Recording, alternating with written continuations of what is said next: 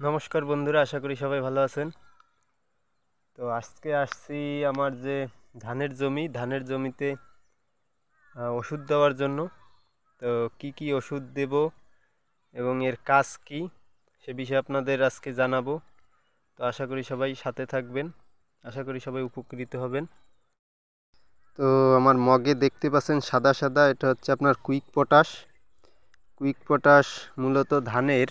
অনেক সময় আপনারা দেখতে পাবেন যে ধানের যে পাতার কিনারা লালচে হয়ে যায় বা পুড়ে যায়।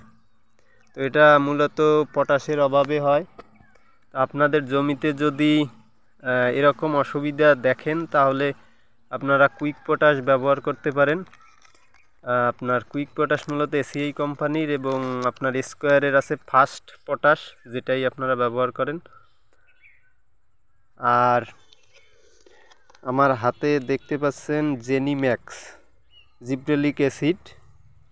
এটা মূলত দেওয়ার কারণ হচ্ছে আপনার ধান যখন ফুলে বের হতে দেরি হয়, তখন আপনারা যদি এই ট্যাবলেটটা স্প্রে করেন তো আপনার ধান দেখবেন 2-1 দিনের ভিতরে সবই ফুলে যাবে। এতে কোনো পার্শ্ব প্রতিক্রিয়া নেই, কোনো অপকারিতা হবে না, উপকার ছাড়া। তো এটা হচ্ছে আপনার এক পিস ট্যাবলেটে 4 গ্রাম, 16 লিটারের 4 গ্রাম দেওয়া যায়। আর যে কুইক পটাশ, ওটা আপনারা প্রতি লিটারে দিবেন হচ্ছে 3 থেকে 5 গ্রাম, দিয়ে সুন্দর করে স্প্রে করে দিবেন।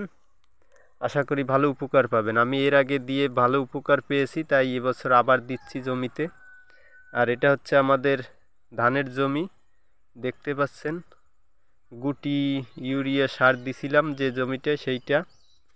ধানের ফলন সৃষ্টিকর্তার কৃপায় একদম খারাপ হয় নাই।